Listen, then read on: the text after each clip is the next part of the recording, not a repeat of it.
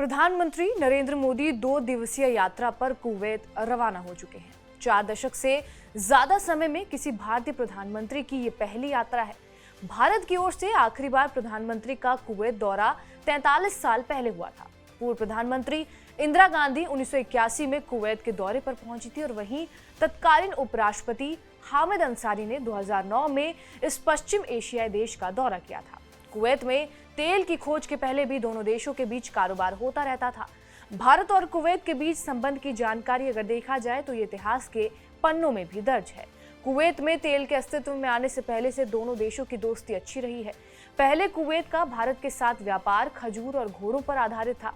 Kuwaiti नाविक शत अल अरब और भारत के पश्चिमी बंदरगाहों के बीच बिजनेस हुआ करते थे।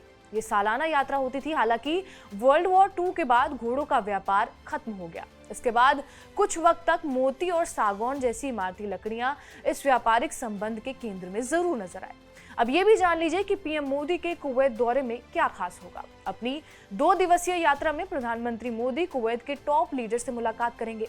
मोदी कुवैत के अमीर शेख मेशल अल अहमद अल जबर अल सबाह के निमंत्रण पर कुवैत पहुंचेंगे। अमीर से मिलने के अलावा PM Modi Kuwaiti crown Prince और प्रधानमंत्री से भी बातचीत करेंगे। इन बैठकों में दोनों पक्ष व्यापार, इन्वेस्टमेंट, एनर्जी, कल्चर जैसे क्षेत्रों में संबंध के बारे में बातचीत कर सकते हैं। प्रधानमंत्री भारतीय ब्लू कॉलर श्रमिकों के एक श्रमिक शिविर का भी दौरा करेंगे और भारतीय समुदाय के कार्यक्रम को भी संबोधित करेंगे।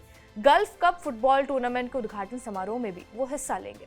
इसके अलावा समाचार एजेंसी एएनआई के मुताबिक कुवैत के शेख साद अल अब्दुल्ला स्पोर्ट्स कॉम्प्लेक्स में आयोजित होने वाले मोदी के हला मोदी कम्युनिटी इवेंट की तैयारी कर रहे हैं। प्रधानमंत्री की यात्रा से एक दिन पहले विदेश मंत्रालय ने कहा कि मोदी की कुवैत यात्रा से भारत कुवैत संबंधों में और मजबूती आएगी। भारत की बड़ी आबादी काम करने के लिए अरब देशों का रुख करती है। भारत से इन देशों के रिश्ते मजबूत होने की दूसरी सबसे बड़ी वजह यही है।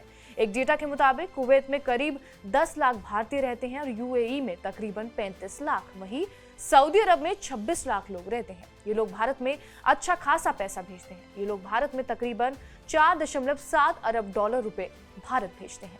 ये पैसे भारत की अर्थव्यवस्था के लिए काफी अहम माने जाते हैं और भारत में ईंधन जैसे कि तेल और गैस सभी अरब देशों से ही आता है। भारत यूएई, सऊदी अरब, कुवैत और कतर से ईंधन मांगता है, इसलिए भारत इन देशों से अपने रिश्ते मजबूत रखता है। कुवैत से भारत 3% तेल मांगता है। भारत इसलिए भी अरब देशों से अपने रिश्ते मजबूत रखना चाहता है क्योंकि वो वहीं से तेल मंगाता है और जानकार ये मानते हैं कि भारत ने भले ही रूस से ईंधन खरीदना शुरू कर दिया हो, लेकिन अपने ईंधन की जरूरतों के लिए भारत अभी भी अरब देशों पर निर्भर रहेगा। बहरहाल आपका इस वीडियो पर क्या कुछ कहना है हमें कमेंट करके जरूर बताएं। बाकी देश और दुनिया की तमाम बड़ी खबरों से अपडेटेड रहने के लिए सब्सक्राइब करिए TV9 डिजिटल।